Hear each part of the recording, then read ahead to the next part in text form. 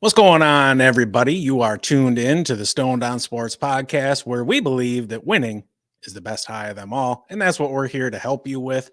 We are continuing our march to the fantasy baseball season with tonight. We're starting our first base preview. That's right. This is going to be part one of that. We're going to be going over about a dozen players today and another dozen on Thursday to help get you ready for the season. We are also going to hit on some NFL events that took place on Sunday. We aren't necessarily all that happy with, but we're going to save that for later. Before we jump into all that, I do want to say thank you to everybody that comes and hangs out with us, hangs out in the chat, everyone that watches after the fact and live. We really appreciate you. As always, I'm joined by this handsome devil on the screen with me, Kyle. Right. How you doing tonight, buddy? Doing good. Again, Sunday, of course, didn't go our way, and that stung a lot. And then the news came out today that offensive coordinator Ben Johnson's sticking around. So that made me feel a little bit better about Sunday's events. But yeah, I'm doing good. I'm sure you're doing good. Dubo, how you doing, man? Glad you're in the chat with us. What's up, you Dubo? can imagine how we're doing. We're still feeling a little sad. Monday was bad. Yesterday was bad. I didn't really want to. I didn't talk to anybody but Matt. I don't think yesterday it was a pretty general malaise kind of day. And but yeah, we'll get into more of that later. First baseman. I guess there's kind of like four waves when it comes to drafting first baseman. You have your elites, you have your Matt Olson, you have your Freddie Freeman, and then you got those established stars who aren't quite, ceiling MVP, but still perform well enough to make all stars and things. So you think Pete Alonso, Paul Goldschmidt, people like that.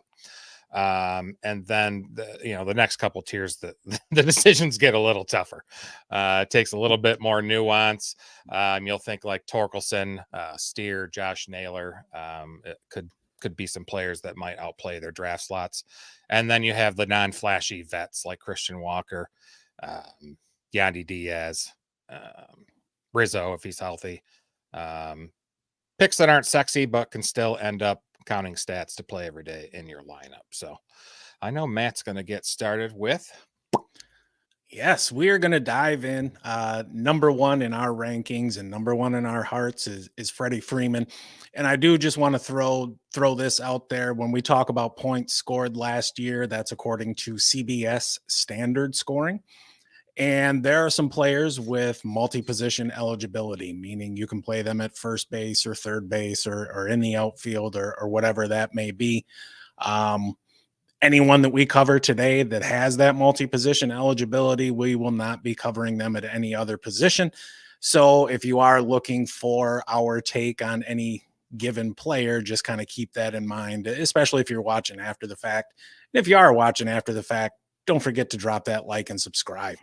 That's right. Now we're going to jump into the meat and potatoes. Freddie Freeman, first baseman of the Dodgers. I think, Kyle, you've got a little visual aid there for us. You can pop on the screen. Boom. Well, actually, let's start here. All right. With the actual rankings there. Sorry, that should have been the first thing to do there. So we just have 1 through 24 on there. It's already on the website. We'll be putting those up as each week as we go through the various positions in baseball. You see we got Freddie Freeman at the top, Matt Olson, Bryce Harper. Those are your elites. And then some guys down at the bottom, Rhys, Hoskins, Santander and the like that have multi-position eligibility. But again, on the website, go for it, Matt. Absolutely. So last season, Freddie Freeman. He was the number one overall first baseman, 673 points, averaged 4.2 points per game. There were only 2 first basemen that scored over 600 points, and there were only 4 that scored over 500. So you can see just how elite he was. He had 29 home runs, 102 RBIs, scored 131 runs. He had 59 doubles, which was most amongst first basemen. He had 23 stolen bases, also first amongst first basemen. at a triple slash, a 331, 418, 567, an OPS, just a hair under 1,000, which is fantastic. This is something that's really interesting to me. You'll always you'll hear people talk about same side pitching, and what that means is if you're a left-handed batter, you're facing a left-handed pitcher. Right-handed batter, right-handed pitcher. Generally, people do not do as well against same side pitching. Freddie Freeman actually had a higher batting average and a higher BABIP versus lefties than he did righties. He was also, and this I think was the biggest thing that stood out to me, when he was behind in the count, meaning 0-1, 0-2, 1-2, whatever it may be, he was essentially what a league average player is. He hit 255 with a 277 on base and a 408 slugging percentage. That worked out to a 757 OPS, which, like I said, is roughly league average, which is just fantastic.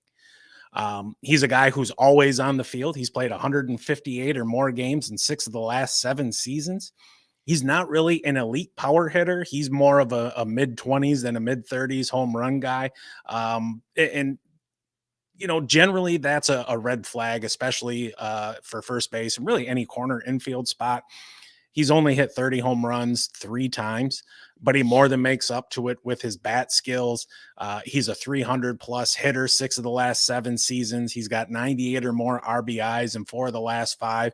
So you're definitely getting those counting stats. He's going to be hitting at the heart of the league's best lineup there with the Dodgers. There's no doubt about that. And he's somebody who, just given how hard he hits the ball and his line drive percentage, he's in the top 1% of all batters in the league in expected batting average and expected slugging. His exit velo has been going down the past 4 years. He's got a mid-20s max home run total upside going forward, but he's still a damn good hitter. He's got an 8 ADP right now, and that's according to NFBC leagues. He's a number 1 first baseman off the board, and I can't really envision taking anybody but him at that spot. No.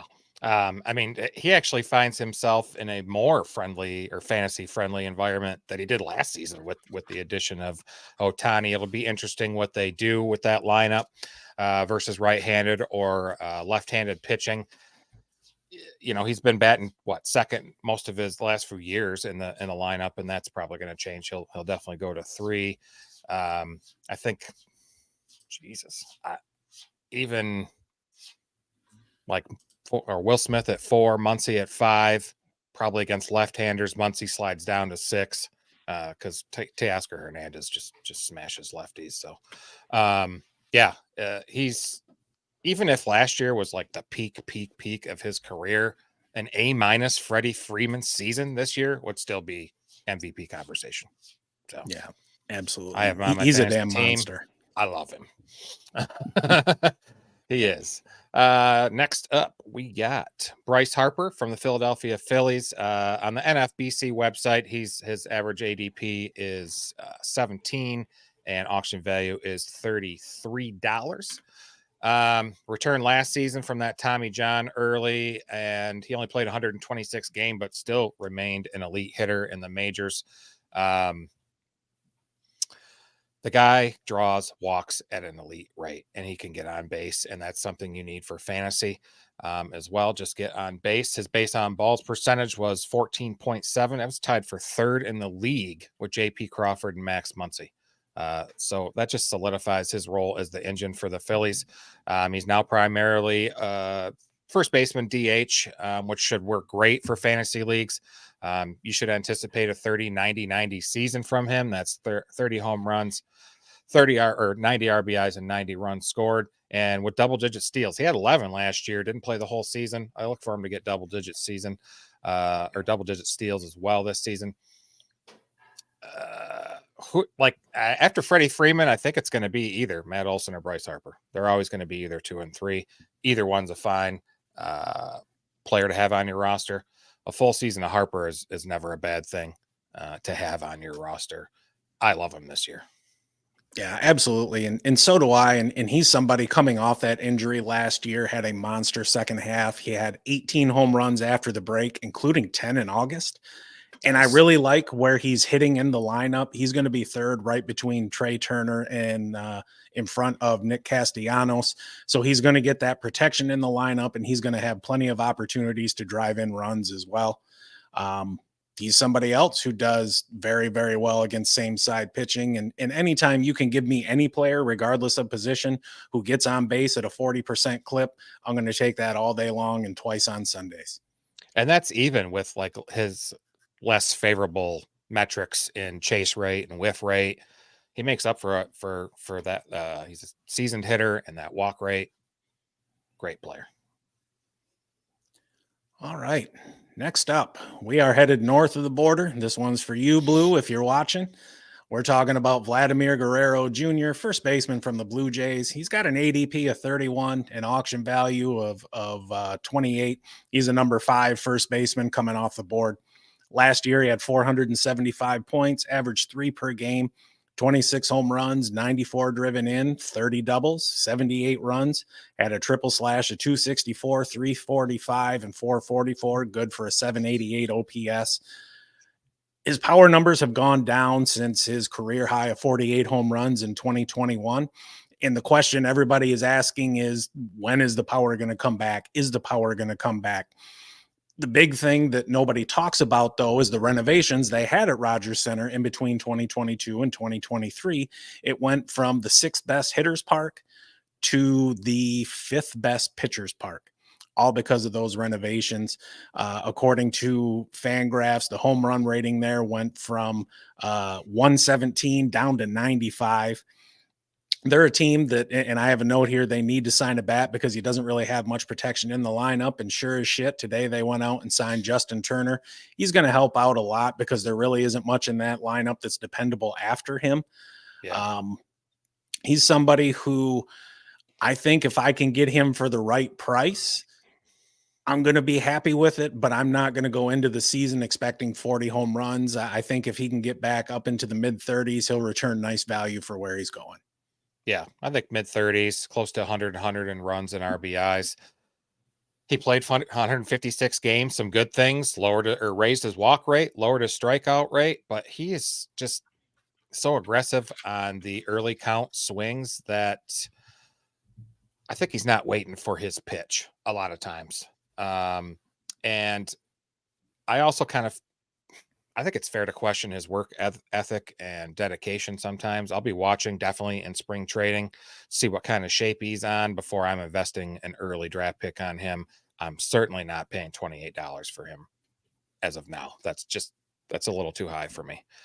Same. I'll go 18, 19, something like that, but I don't think I'm going 28. But and that was just the average there on NFBC. But fine player. I know you had him last year on a team for a half a second, but yeah. And happily flipped him for Matt Olson. You did. That was a nice move. Okay, next up we have Christian Walker from the Diamondbacks, ADP of 86. Auction value is an average of 16. Gold Glover the last couple seasons finished. He's 32, so just and in the prime there, but finished the regular season with a slash line of 258, 333, and 497. OPS career high of 830, 33 home runs, 36 doubles, career high 103 ribbies. Also still a career high 11 bases with 100% success rate. Steals count for points too. The changes they made in the major leagues, definitely you've seen some people that, might score or might steal a couple bases, steal double digits. He's entrenched himself as the cleanup hitter there in Arizona. He's 21st. Let's see. He's got an impressive strikeout percentage. It's 19-2, 21st in the league with players among 650 playoff or plate appearances, and 4th among all first basemen with 650 plate appearances behind Freddie, Freeman, and Ty France. So that was a little surprise for me. So I think he's got a pretty good value at his ADP now, as long as his plate discipline remains strong. And he remains healthy. he's one of the cheapest top first basemen I think you could going in the 5th or 6th round in most drafts. Don't be afraid to wait. I think the return, the ROI, will be worth it. Yeah, and he's somebody who he's a very under the radar, underappreciated guy, Yes. especially Yes. in fantasy. You talked about it earlier. He's a 30 home run bat. He's done it in back-to-back seasons. What I really like is he's lowered his strikeout percentage by about 4% since 2021, while raising his fly ball percentage by about 4%. And that's something where you don't expect to see that combination when you have somebody who, I don't want to necessarily say he's selling out for power, but that's kind of his game. Usually, as you see the home run totals go up and you get them out there swinging harder, you see the strikeout totals going up, and that's not really what you're seeing. Dude's a hell of a hitter. He is on the back end of his prime. He's not somebody I'm looking to in dynasty, but in redraft, absolutely. Sure. All right. What do we got next on the docket? That's right. We are going to our hometown boys. Spencer Torkelson of the Detroit Tigers. Right now, he's got an ADP of 118, the number 11 first baseman off the board, average auction value of about $14, which I think is about right. Last season, some people were high on him coming into the year. Based off his rookie year, there wasn't really a lot to be hopeful about. There were times he looked lost at the plate. He was barely over the Mendoza line. But in the second half of last season, he really, really turned things around. Ended up going over 30 home runs. He had 31, 94 driven in, 34 doubles, scored 88 runs, had a 233, 313, 446 triple slash, good for a 758 OPS, scored 448 fantasy points, good for 2.8 a game. One thing that was encouraging, though, the 213 ISO, his exit velo was up almost a mile and a half. His hard hit was up by 11%. His fly ball rate was up by 6%. There is a mitigating factor in Detroit's park. That outfield is massive, and you've really got to put a charge into the ball to get it out. But he's also a better hitter than his average shows coming into the league. He was somebody with a 60 grade hit tool. I don't see him winning any batting titles, but there's no reason he can't get his average up to around 280 once he gets a little bit more time and gets more used to major league pitching. One thing I really liked, he was top 5 in all of Major League Baseball in year-over-year increase in hits, doubles, home runs, and barrels. And in barrels, he was first. What's a barrel, you ask? It's a well-struck ball where the exit velocity and launch angle generally leads to an expected 500 batting average or a 1,500 slugging percentage. It starts at 98 miles an hour off the bat with a launch angle of 26 to 30 degrees. And for every mile an hour increase of exit velocity, you get a wider range of angles that'll count as a barrel. He's surrounded by lefties in the lineup. He's probably going to be hitting third. It's not a team that's going to score a whole hell of a lot of runs, but I really don't see any problem expecting a repeat of last year's numbers with some gains in batting average as well. Yeah, he should definitely be in line for another 30-90 season. As long as he continues to improve his patience at the plate and reduce his strikeouts, he may end up being a steal at the 10th round ADP. We'll see. Could be a top 12 first baseman. Don't be surprised if you see closer to 35 home runs and 100 RBIs than 30-90. So we'll see. I'll take that. I will as well. And then the second of our Spencers, Spencer Steer from the Cincinnati Reds, currently being drafted at 104, auction value 13. This guy can play everywhere. First, second, third, left field, delivered 271, 356, 464 slash line last season with 23 homers, 15 stolen bases among 665 plate appearances. Doesn't have eye-popping tools. Kind of relies on volume for his production. 43 of his batted balls in the air and he plays in the best ballpark in the league for home runs, right? So we can expect him to accumulate 20 to 25 again as the everyday left fielder. He's got a good eye, keeps his strikeouts in checks. His chase rate's 27.7, and a 20-point now strikeout percentage. That's pretty good. He's a promising pick, I think. He's just going to be 2 average with some power, some speed. I think it's a good value at his ADP, even if it isn't the prettiest pick. I think he offers value in, round 9 and beyond. I think so too. And to me, he's a high variance pick because a lot of his counting stats are going to come down to the development of the young players around him in the lineup. He is going to be hitting third. His home ballpark is a bandbox, but you're going to want to see how Ellie De La Cruz and Matt McLean and Edwin Encarnacion Strand, how do these guys develop? How do they learn to handle major league pitching? Are people going to get on base in front of him so he has the RBI opportunities? And I think most important of all is going to be what kind of protection is newly signed Jeimer Candelario going to provide for him? Yeah. If Jeimer can repeat what he did last year, I think, he'll see some more pitches to hit and some more opportunities to drive in runs. If Candelario disappoints, then there's really not a whole hell of a lot of reason to pitch to steer. Agreed. All right, let's break up a little baseball talk with some conference championship discussion. Chiefs Ravens. You want to start there? I think that was definitely a game that happened Sunday. I'm not sure about the other one. I guess I don't understand how the Chiefs could score no points in the second half and still win. I don't understand. It seemed like most of the time I was sitting there watching Lamar Jackson sit in the pocket for 3 or 4 seconds with nobody to throw to, and I just kept thinking, run. That's what you're good at. Yeah. Do it. Put the team on your back. This is an opportunity to get to the Super Bowl. And I think it was almost like he had it in his mind that he was more focused on proving everybody wrong, that he could be a pocket passer, as opposed to doing what he needs to do and going out there and being Lamar Jackson and winning the damn game. I think so. I think you got to credit Steve Spagnuolo as well, the DC for the Chiefs.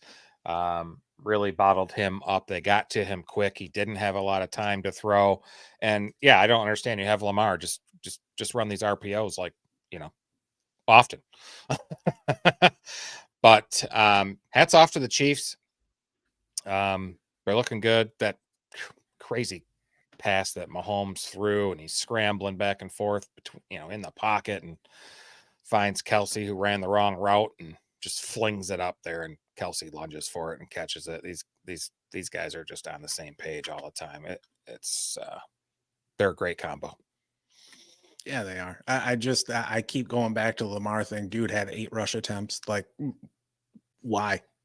Yeah. You look at that rush defense. They only ran the ball 16 times as a team. Why in the hell are you trying to beat the Chiefs through the air? It doesn't make any damn sense. No, it doesn't. But that's what they did. I don't know. Maybe. Exactly. Maybe Greg Roman doesn't deserve all the hate.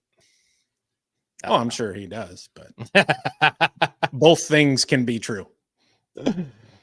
What do we got in the chat here?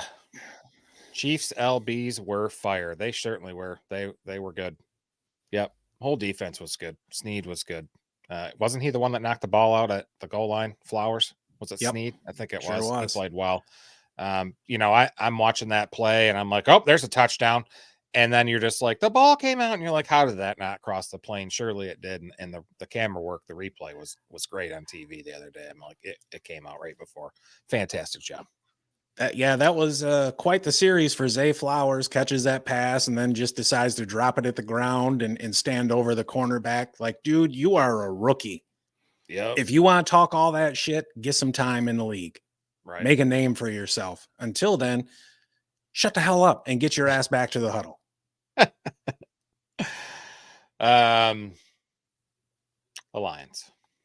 Dude. The Lions. Dude. Yeah. It's tough. 17-point lead. Had an opportunity to kick a 46-yard field goal. The analytics were toss up on that essentially. I mean, it actually said go for it. I think 0.2% or something, but then Reynolds dropped that pass, and then the floodgates pretty much fucking opened. I think it was just 3 or 4 minutes after that drop pass, it was tied 24-all. So yeah, and that was, you always hear the phrase, it's a game of inches, and that's really what it come down to. It was almost a game of ifs, right? Yeah, a ton. If Gibbs doesn't fumble, the Lions probably win. If Brandon Ayuk doesn't catch that crazy pass off dude's face mask, the Lions probably win. If Josh Reynolds hauls in that pass, the Lions probably win. Yeah. But those three events were just too much to overcome when you're talking about a game with razor thin margins. And Detroit has struggled in the third quarter all season. And that's something that MCDC and the returning Ben Johnson, that's something they're going to have to work on, is their halftime adjustments. And look, you don't go into halftime and just completely blow up your game plan in the 10, 15 minutes that you're in there and come back out and do everything completely different. But at the same time, look, MCDC as a head coach, he's pretty inexperienced. That stuff takes time. It comes with experience. When you look at it objectively and you step back and you take off your Lions fandom hat, it was a hell of a season. It was a successful season. They won the division for the first time in too damn long. They won 2 playoff games. They made it to the NFC Championship game. If you would have told me before the season that the Lions were going to win their division, they were going to win 12 games, and they were going to play in the NFC Championship game on the road and keep it within 3 points, who's not going to take that? Yeah, exactly. I mean, that Reynolds drop should have been a completion. Goff was being pressured. Goff was 0 for 8 when being pressured in that game. I thought it was still a good play call. That's something they make that throw all the time. The play before that 3rd and 4 handoff to ARSB, I liked that call less than the 4th down call, honestly. That almost seemed like, and I forget where I saw this, but I think it was perfect, like a basketball analogy. That was a Ben Johnson heat check right there. Yeah. That play call. Don't know. It is what it is. At the end of the day, a good decision that leads to a bad result is still a good decision, and it is what it is. You learn from the experience, and you come into next year fired up with, hopefully more superb draft picks, courtesy of Brad Holmes. They know what they need to address. They need some help on the defensive line. They need somebody else who can get pressure on the quarterback, and they need help in the secondary. And a little bit of offensive line depth. Yeah. But they've got the most cap room in the league. I don't know if Jonah Jackson will be back or Glasgow will be back. They're both probably going to be not expensive options.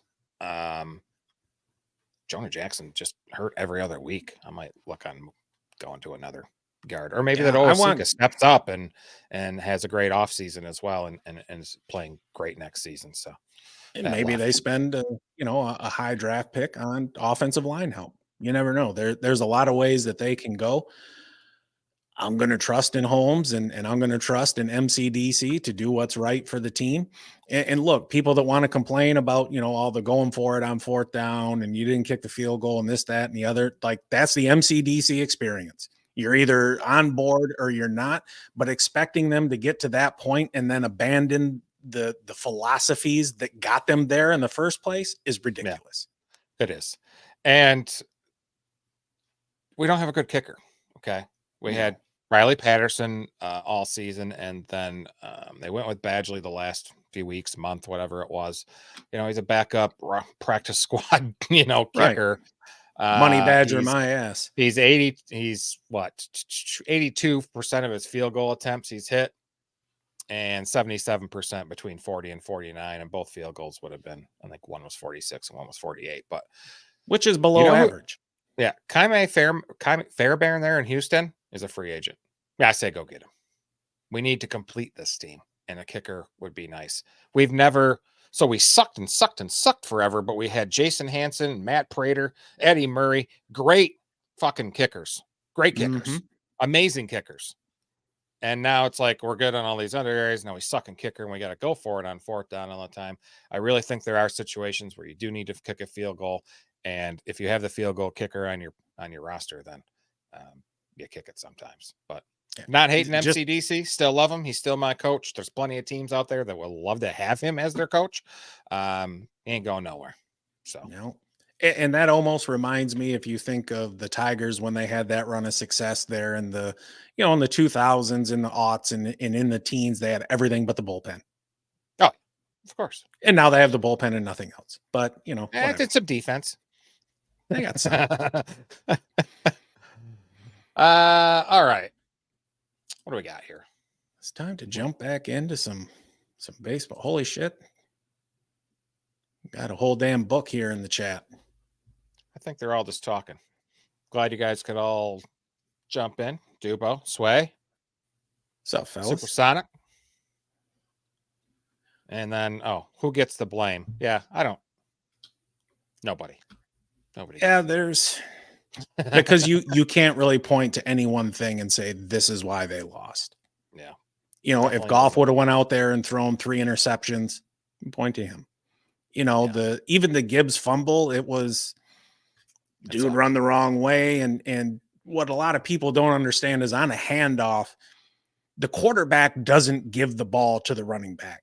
The quarterback's job is to get the ball out there, and the running back takes the ball and clamps down on that shit. Yeah. And unfortunately, just the exchange was shit, and you saw the result. And especially when it's deep in your own territory against a team like that, that's asking a lot of the defense, even to just try and hold them to a field goal. It is. Short and field. Detroit's defense is not there yet. Yeah. No, they're not. All right. Your turn. All right. So we're going to head down to Tampa Bay and talk about Yandy Diaz. Who in the hell is that, you ask? Well, we're going to tell you. Right now, he's a number 12 first baseman off the board, ADP 127, 128, auction value of about $12. Last year, he was the number 7 overall first baseman. So we're a little bit down on him this year compared to where he finished last year. Put up 473 points, good for 3.5 points per game, which was 4th amongst qualified first basemen. Had 22 home runs, 78 ribbies, scored 95 runs, 35 doubles, had a triple slash, a 330, 410, 522, good for a 932 OPS. He was actually your AL batting champion last year. This dude hits the ball incredibly hard. He beats that ball like it owes him money. He has a 98th percentile average exit velocity, 97th percentile hard hit rate, which was 54.3%, up 5% year over year. His strikeout percentage was up 5%. Walk percentage was down 3.2%. He's somebody who his RBI opportunities are going to be limited because he does lead off there, and Tampa Bay is not shy about playing the analytics game and sitting him against some same side hitting. He does have back-to-back seasons over a 400 on base percentage. His slugging percentage was up 100 points year over year. I'm not really expecting 20 home runs again. I am expecting around a 300 average, 60 to 70 good RBI, and a very solid 380 to 400 on base percentage. Well, that's the good news about Yandy Diaz. The bad news is he no longer has third base eligibility like he did in most leagues. So I kind of left him around the middle round first baseman. He only started 3 games at third base last season. So a lot of managers, I think, were able to plug him in at third and, double up some stuff to, make the roster a little bit better. I don't know. Yeah, I think he's 12th round or later. I don't let him be your first baseman. I don't recommend that. I don't think he's going to save fantasy managers 2 years in a row. But like you mentioned, he does hit well for average. He's going to get some runs scored. Going to get some RBIs, and he just doesn't have any, elite power either. Don't let him be your first baseman. Well, and I think he's somebody who probably is going to be better in roto leagues because of the on base and high average than he is in points leagues, just because you're not getting the big power output. You're not getting the RBIs, nothing like that. Now we got, I love this guy's name, Vinnie Pasquantino at the Kansas City Royals, ADP of 165, going for about $8, average auction value. Season was cut short last season. He only played 61 games, tore his labrum. But the first 38 games of the season, he was slashing 298, 383, and 539, looking every bit of the OPS hog that we think he is, or he was hyped to be, I should say. But then he kind of hung around and played hurt there for another, 25, 30 games, and it kind of dragged his numbers down. He finished with a 247, 324, 437. Maintained a low strikeout rate, above average based on balls as well. He's got great bat to ball skills. I think he can kind of rebound there, generating some sneaky power.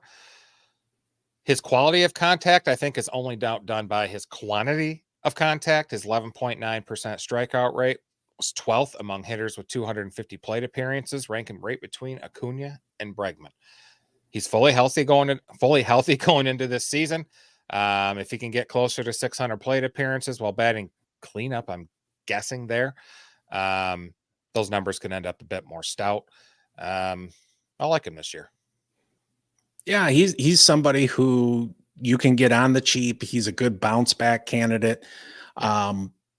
He is someone who gets fooled quite a bit on changeups. He's only got a 200 batting average against that pitch and a 23.5% whiff rate. He doesn't hit the ball particularly hard either. His EV and max EV are both down year over year, but understand this is a dude who's only played about 130 total games at the major league level. So we don't even really fully understand what he is and what he's going to be. I think there is limited upside for him just because of Kauffman Stadium. That is, it's a park that's great for scoring because it has a massive outfield, but power does get suppressed there. But he's somebody that has a good frame that should lend itself to some gains in power just as he kind of fills out and matures as a hitter. He's somebody that, given where he's going, I think he's the number 17 first baseman off the board right now, and his ADP at 165. There it's, you're talking 14th round, 15th round, 16th round, something like that. And anything you get there, any kind of gains you can get from him at that ADP, that shit's all money in the bank. Hell yeah, it is. So we got next on the board. And this cat here, number one, I can't stand Cleveland or Ohio for that point.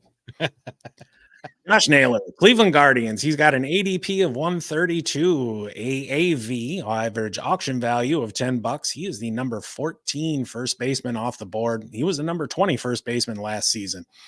Scored 391 points, good for 3.2 a game, 17 home runs, drove in 97, scored 52 runs, 32 doubles, stole 10 bases, which is surprising for somebody who's shaped like a human bowling ball at 5'11", 250. Had a triple slash, a 308, 354, 489, good for an 842 OPS. His batted ball data, and what I mean by that is his exit velocity, his hard hit percentage, line drive, ground ball, and fly ball rates. They're all roughly league average. However, he does have a fantastic strikeout percentage at 13.7%, which is 10% below league average. He's going to be batting cleanup there in Cleveland, protecting Jose Ramirez. He's not going to get much protection himself, so that's something to keep in mind.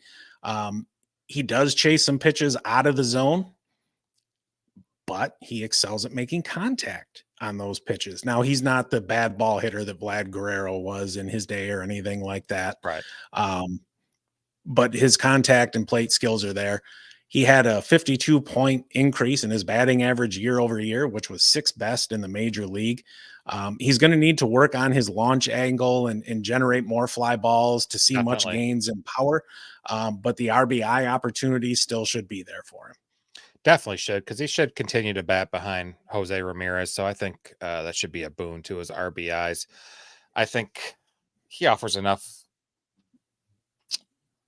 He offers enough upside to nab as a second or third corner infielder in the middle rounds. I think he's a player putting the pieces together. You mentioned his launch angle as it stands now. Yeah, he hits too many ground balls with little speed that could kind of bottom out his game. The shift ending didn't hurt him. There's some optimism with him, but there's a reason that he's not ranked higher. Plus, I don't see him against lefties. So likely won't see lefties. We'll see. And not a lot of excitement in Cleveland. No, not really. They're in a rebuild, and you know what? Good. I hope they suck for the next 20 years. Right. The Guardians. Okay, next up, Nathaniel Lowe with the Texas Rangers, won a World Series title. ADP at 200, going for $5.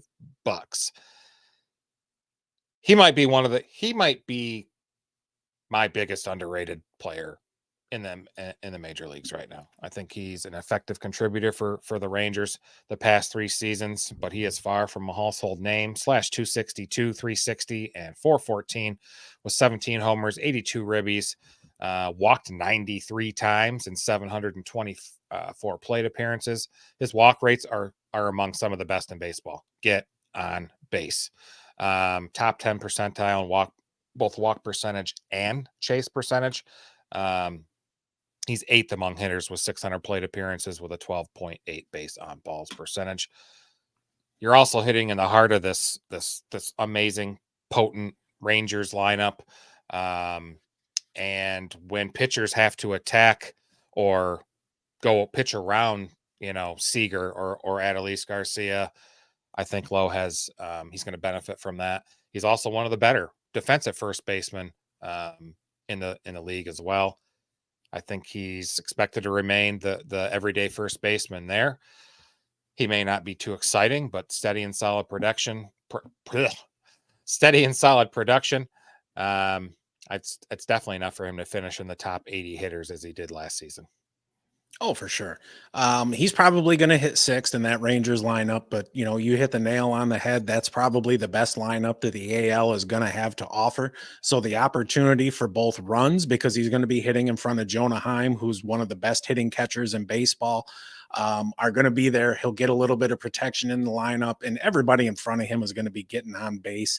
I absolutely love that his walks essentially doubled year over year. Yeah, I love that plate discipline. Don't get yourself out, wait for your pitch, and then drive that son of a bitch. Yeah. He is somebody I would be very happy with if I, missed out on some of the top dogs. Yeah, absolutely. And you got to understand when you're talking about these first baseman 17, 18, 19, 20, whatever it is. These are not everyday starters at first base for you. Maybe you plug them into your util slot. Maybe you plug them in if you've got a corner infield slot, something like that. But these aren't necessarily players you're going to count on day after day after day.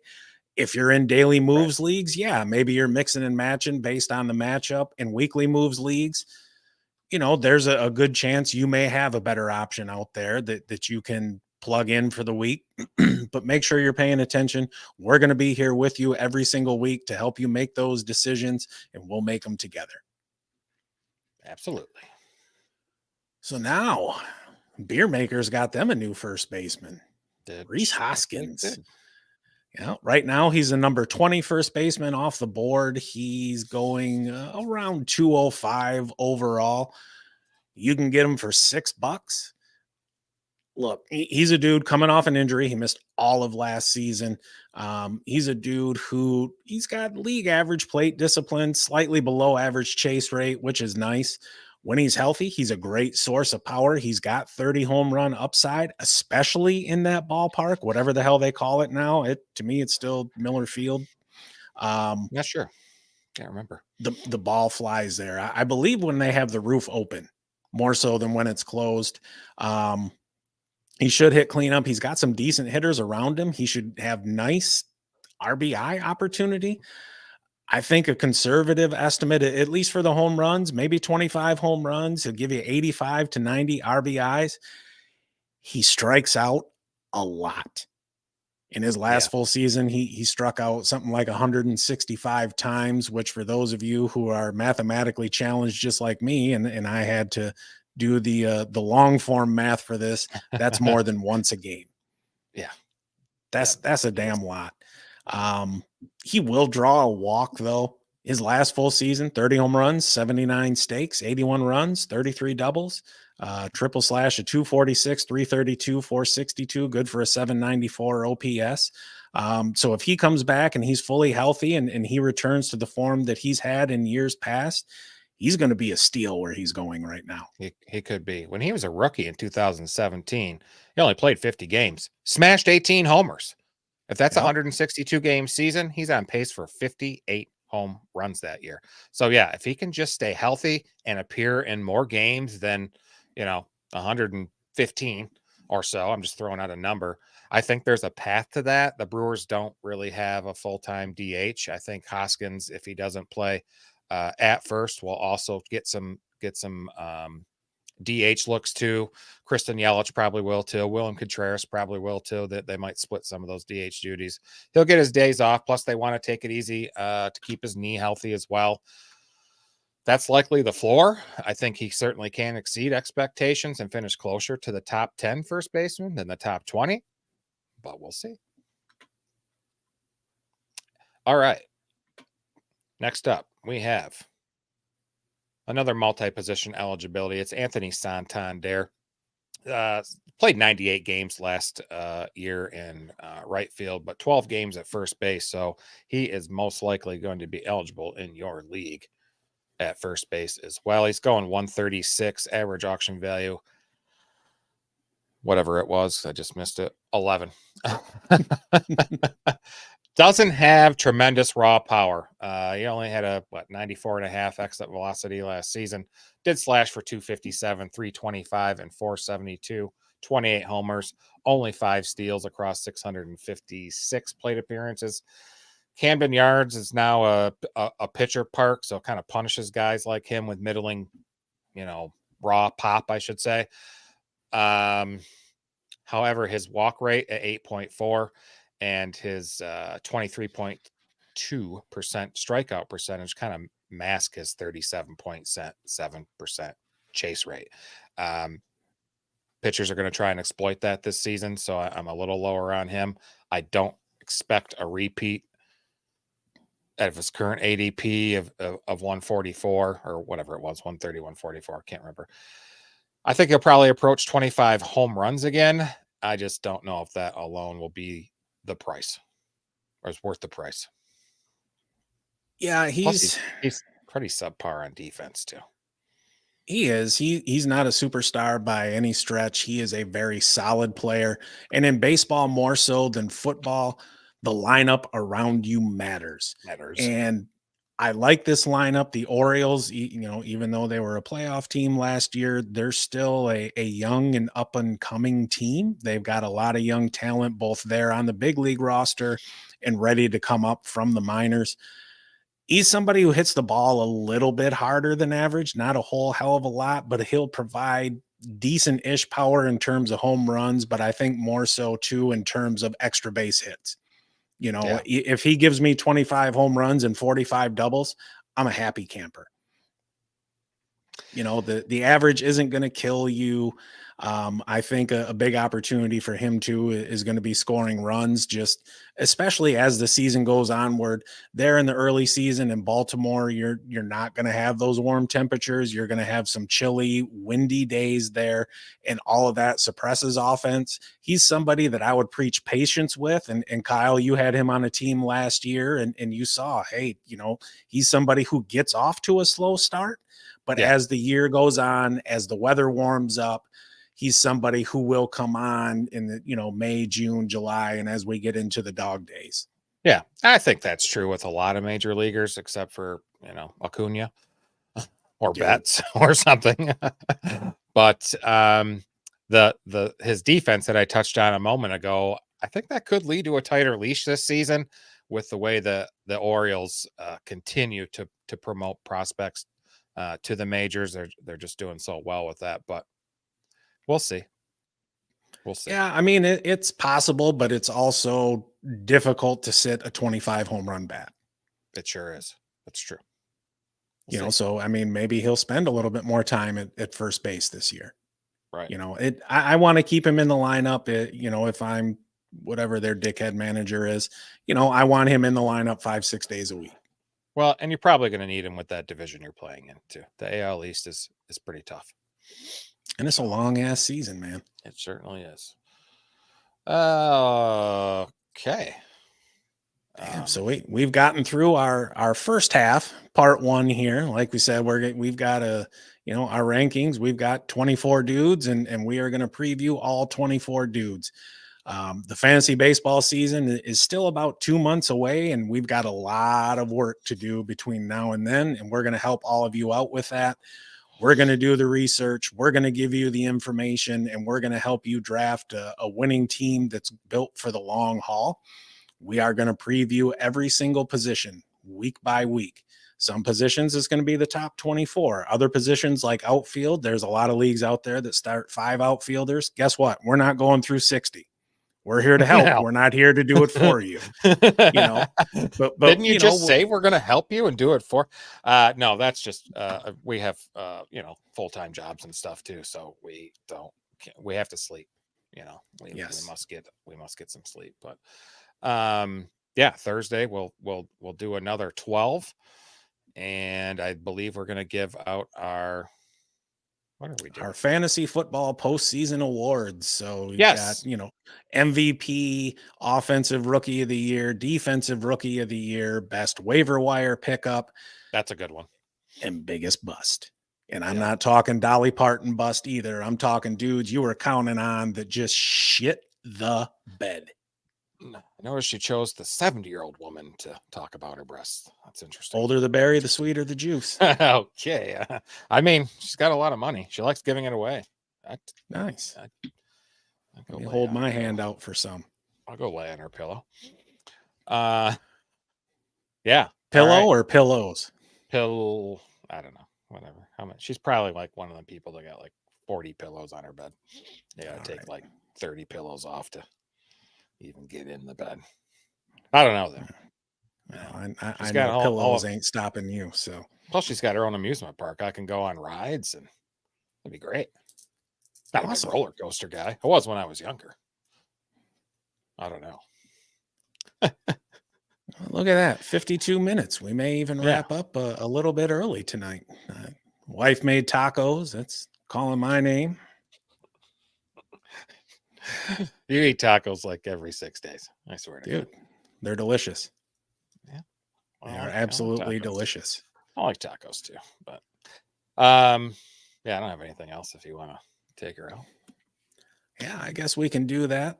Those of you who tune in for fantasy football content, again, we're not going to leave you dynasty players behind as we get towards free agency here and the combine and the NFL draft. We're going to be popping back in and talking about all that relevant information.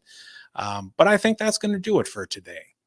So awesome. We appreciate everyone stopping by. Thank you all for your support and just everything else. It's fantastic. And Kyle and I really enjoy doing this, and I'm going to get a little long-winded now and ramble, and that's not good. I was going to say radio, but this shit ain't radio. Anyway, that shit ain't good content. Appreciate everyone. Take it easy, stay safe, and we will see you Thursday night at 7. Have a good night, folks.